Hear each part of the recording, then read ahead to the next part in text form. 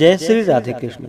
आइए आज आप सब जानेंगे वर्ष 2024 ज्येष्ठ मास शुक्ल पक्ष प्रदोष का व्रत कब धारण किया जा रहा है। तो जानेंगे प्रदोष व्रत के शुभ मुहूर्त के बारे में, व्रत पूजा महत्व के बारे में, इस दिन प्रदोष काल पूजन का क्या समय होगा। तो आइए जानते हैं इन सबों के बारे में। प्रत्येक माह की कृष्ण पक्ष और शुक्ल पक्ष की त्रयोदशी तिथि के दिन जब भी प्रदोष काल का समय प्राप्त होता है, उस दिन प्रदोष व्रत को धारण किया जाता है। यह व्रत भगवान शिव जी की कृपा प्राप्ति के लिए धारण किया जाता है। विशेष प्रकार से प्रदोष काल के समय में इस दिन पूजन करने का विधान है। प्रदोष काल का समय सूर्यास्त से 1 घंटे पहले और सूर्यास्त के 1 घंटे बाद तक के बीच का जो समय होता है, यह समय प्रदोष काल का होता है। इस दौरान भगवान शिव जी का जो कि पूरे विधि विधान के साथ पूजन करना चाहिए, साथ में शिव परिवार का पूजन करना चाहिए। जिस दिन भी प्रदोष का व्रत पड़ता है, उस दिन के प्रदोष व्रत का अपना विशेष महत्व माना गया है। प्रदोष व्रत को जो कि दिन रात्रि उपवास रहते हुए धारण करना चाहिए। इस दिन सुबह के समय में और विशेष प्रकार से प्रदोष काल के समय में भगवान शिव जी का पूजन करना चाहिए, कथा श्रवण करनी चाहिए, शिव चालीसा आदि का पाठ या श्रवण करना चाहिए। इससे भगवान शिव जी अपने भक्तों पर अति प्रसन्न होते हैं। इस बार ज्येष्ठ मास शुक्ल पक्ष की त्रयोदशी तिथि प्रारंभ समय 19 जून 2024 दिन बुधवार सुबह 7:19 और त्रयोदशी तिथि की जो समाप्ति है वह 20 जून 2024 दिन गुरुवार सुबह 7:51 पे।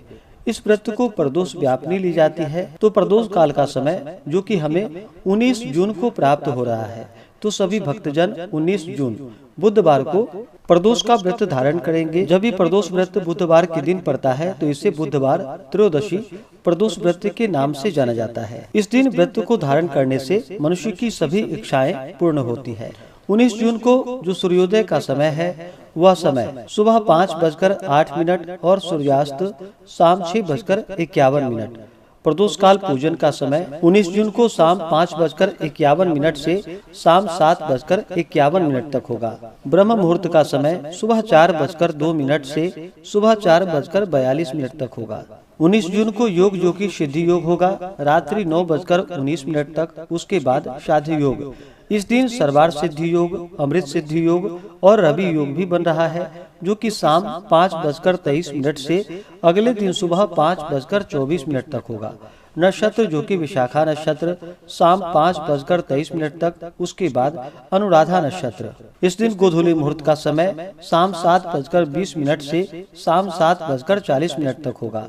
राहु काल का समय दोपहर 12 बजे से लेकर के दोपहर 1:42 तक होगा। राहु काल समय के दौरान कोई भी शुभ कार्य या नया कार्य नहीं करना चाहिए। यह लाभकारी नहीं होता है, इस बात का ध्यान रखें। इस दिन पूरे विधि विधान के साथ भगवान शिव जी का, साथ में शिव परिवार का, जैसे कि सबसे पहले भगवान गणेश जी का पूजन करें। उसके बाद नंदी, श्रृंगी, भृंगी, कीर्तमुख, कुबेर, कार्तिकेय, सर्प आदि देवताओं का पूजन करें। उसके बाद भगवान शिव जी, माता पार्वती जी का पूरे विधि विधान के साथ पूजन करें। इस दिन भगवान शिव जी का जल से अभिषेक करें, पंचामृत से अभिषेक करें, शुद्ध गंगा जल से अभिषेक करें। भगवान को सफेद वस्त्र चढ़ाएं, यज्ञोपवीत अर्पित करें, फिर अक्षत, चंदन, पुष्पों की माला अर्पित करें। भगवान को बिलपत्र अति प्रिय होता है, तो 3 पत्ते वाला बिलपत्र राम का नाम लिख करके या नमः शिवाय लिख करके भगवान शिव जी को बिलपत्र अर्पित करें।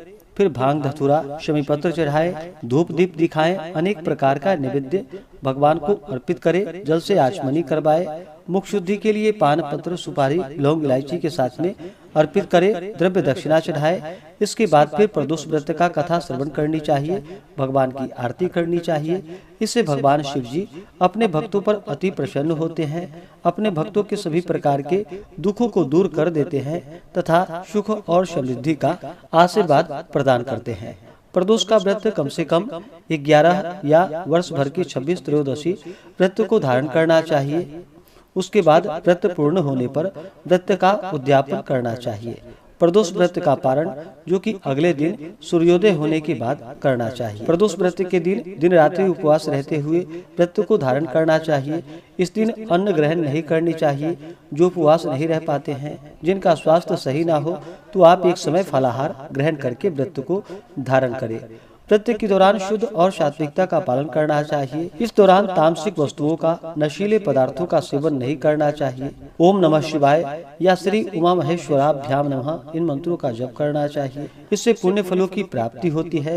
व्रत को धारण करने से 100 गायों को दान करने के बराबर पुण्य फलों की प्राप्ति होती है। और भगवान शिव जी जब प्रसन्न होते हैं तो अपने भक्तों के सभी प्रकार के दुख और कष्टों को दूर कर देते हैं तथा सुख और समृद्धि का आशीर्वाद प्रदान करते हैं।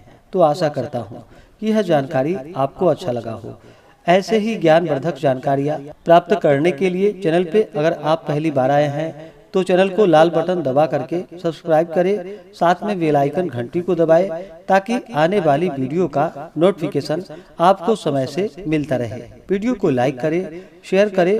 सुखी रहें और स्वस्थ रहें। जय श्री राधे कृष्ण। धन्यवाद।